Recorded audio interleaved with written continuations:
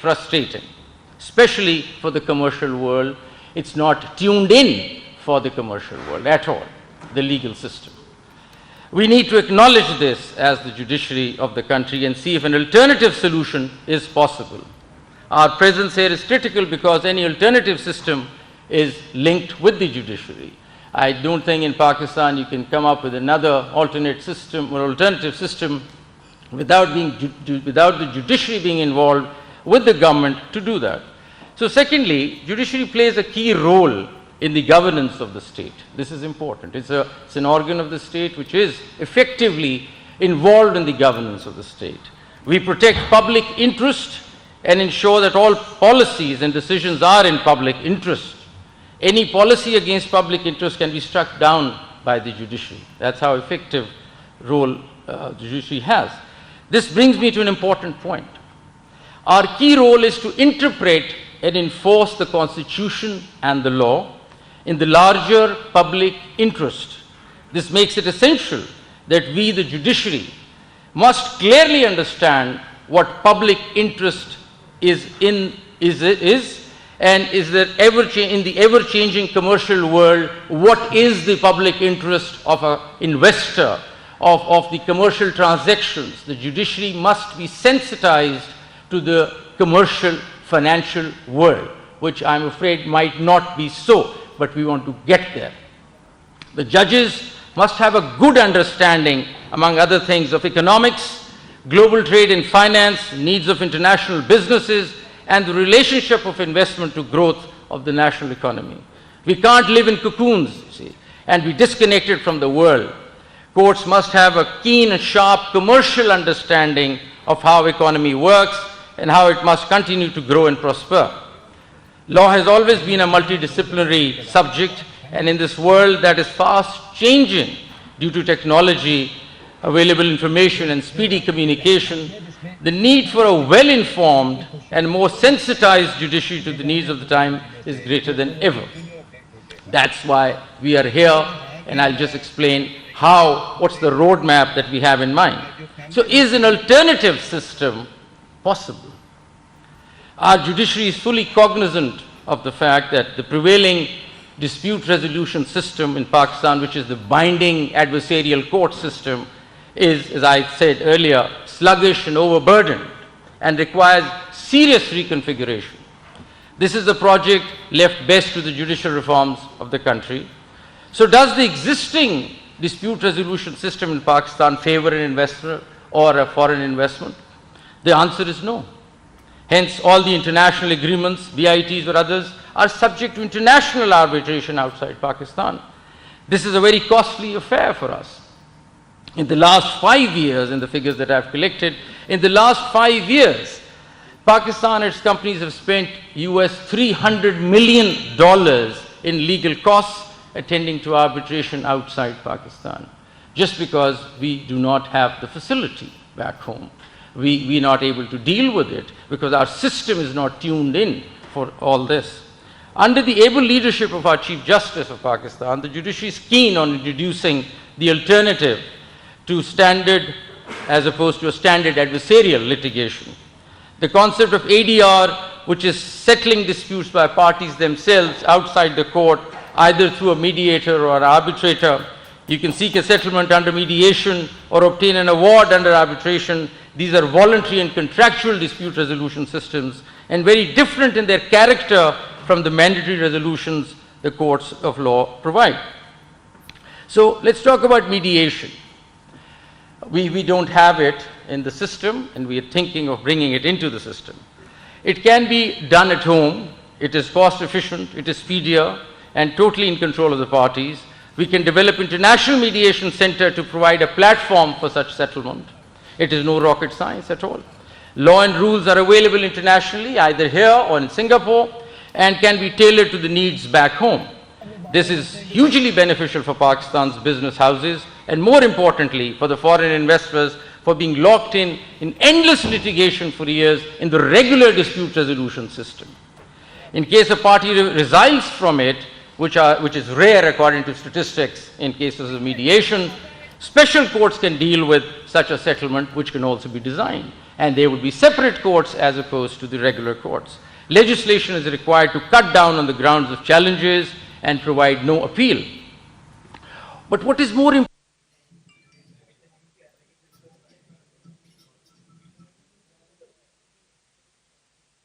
trained in an adversarial mindset. And that's actually, I am a judge and I've lived through it, and I'm telling you very frankly, what's the mindset, and that needs to change. So judges are traditionally trained in adversarial mindset, and it is difficult to get away from it. This has to go. Judges cannot have the same approach they have towards regular cases. They must realize that the parties opted to settle their disputes outside court, and they have settled the same outside, and the court, and they've come to the court can only look at some of the glaring errors in the process maybe, but they cannot go into the merits of the settlement itself. That's a new, non-intrusive, non-interventionist, and a more conciliatory approach of jurisprudence is need of the hour. We can't develop that ourselves. We need support.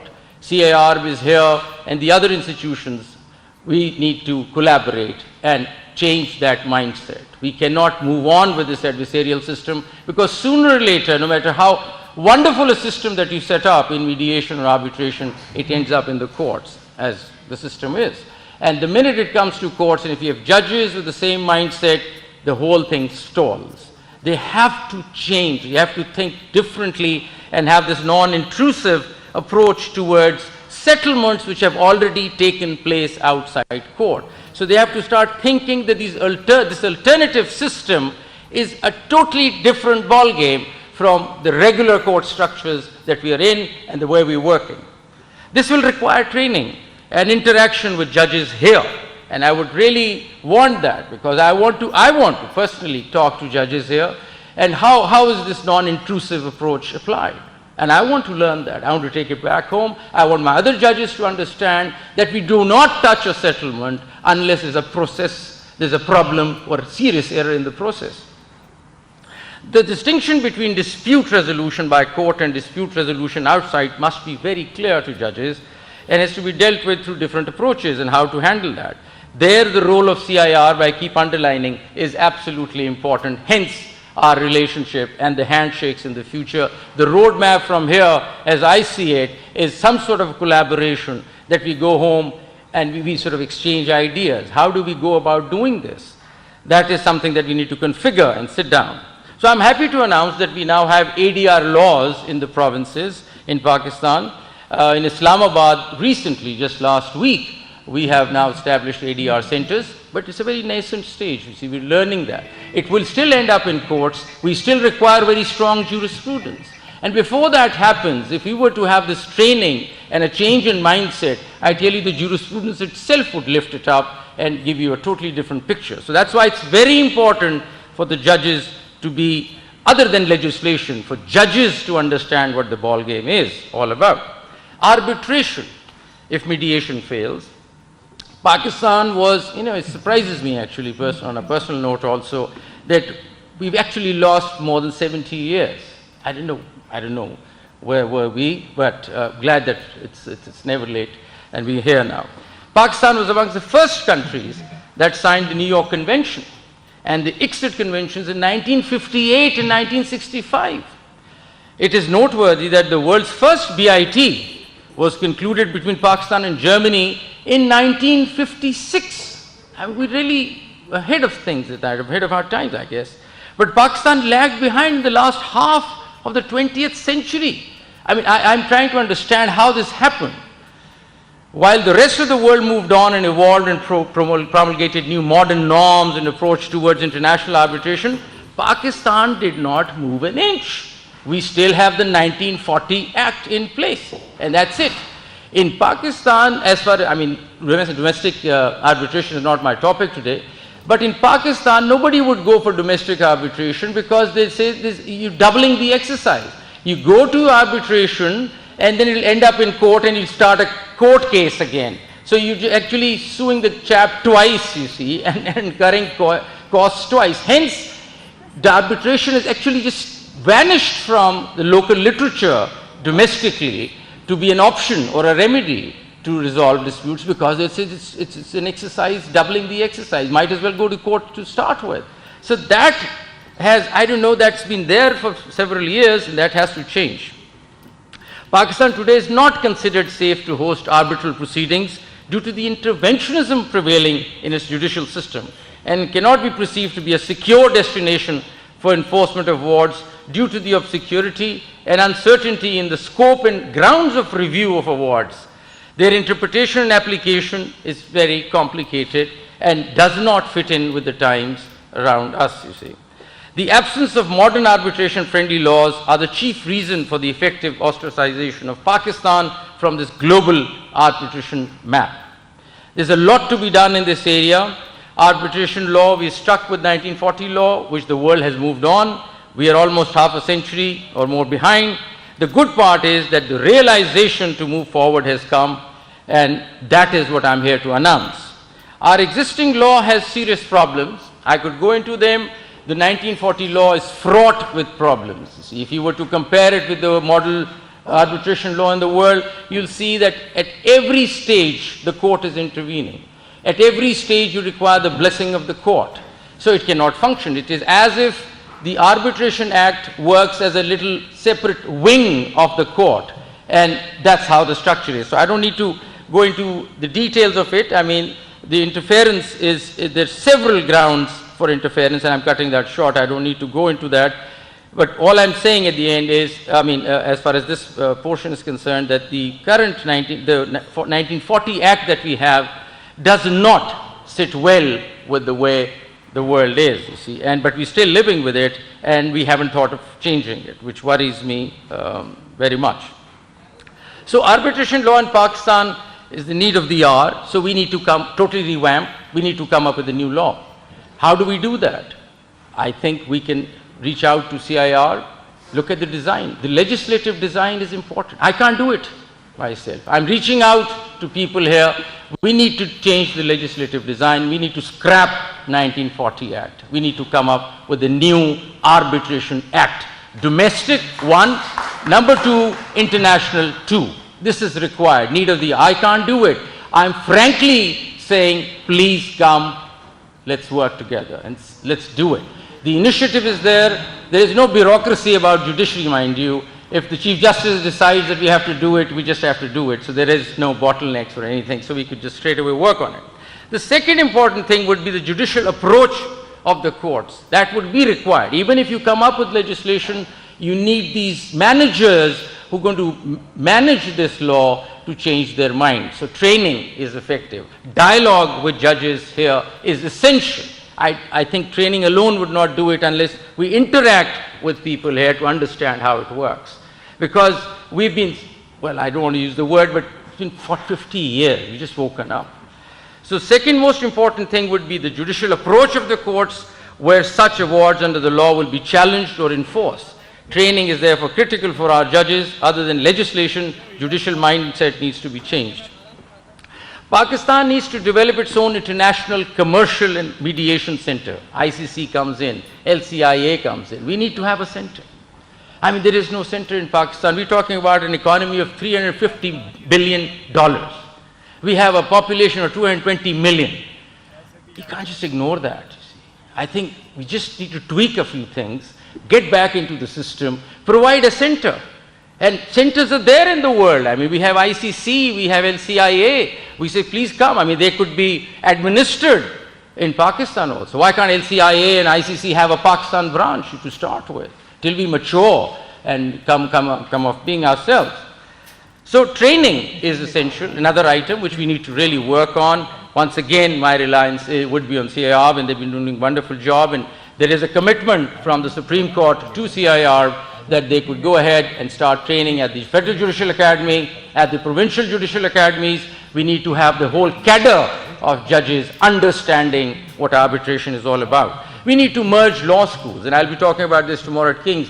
It's about time that we mainstream arbitration, negotiation, mediation into our law schools. We are churning out lawyers who are contentious, adversarial mindset. There are laws in Pakistan which say do not bring lawyer to this dispute because he will never let it, it will never end.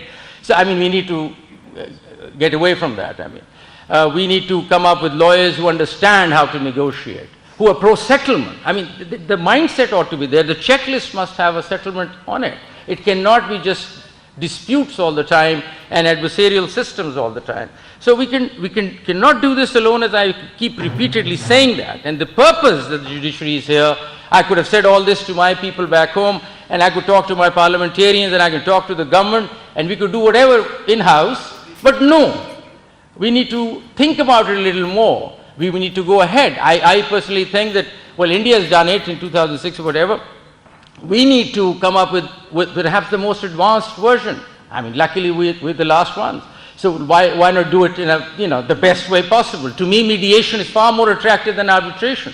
Why can't we just, have a stronger mediation system going first? At the same time, then after that, we can look at arbitration. So international mediation, international arbitration, but we want to go big way on mediation. Just why I say that, we, as Justice Jawad earlier pointed out, we in Punjab, where I was the Chief Justice there, and I'm not showing off here, but we started off on ADR for the first time in every district. All we did was we took one court out, repainted it, put some cubicles there, teen biscuit. The judge wasn't wearing black tie or the robes and was wearing a lovely suit. And he said, "Here am I. You see, I'm mediating." And they went through some training with Cedar and others, and they started mediating. And there was a huge flight, which I'll talk about tomorrow in King's. Huge flight of cases. Migration took place. People understood that we can resolve disputes in 1 hour. Why do we have to go for 20 years in the system? People don't know this. I mean, there were people who came to us and said, "This is possible. Another world is possible," and we need to sort of talk about that tomorrow. So we need support of LCIA, we need support of ICC here. We need to come together. We are interested, we want to do it, and it's all up to you. So the roadmap or the road ahead is, it is imperative to develop an alternative justice system. It is imperative. If you think we can continue going with our dispute resolution system, which is adversarial, and the court structure, no. We have 2.2 million cases. I doubt if there's any space for your commercial work in there. There's no. We have 4,000 judges, cannot work. So we need to move on to this alternative justice system that is smart, that's flexible, that's cost efficient, that's time effective, and gives the parties more control over the process and the result. We see the promotion of ADR, mediation, international commercial arbitration as crucial to creating a better investment climate, facilitating more cross-border trade and investment to accelerate growth, reduce poverty and economic disparity, raise productivity and employment, and strengthen national institutions. So all I'm saying is, let's get on with it. I think we can do it. Thank you.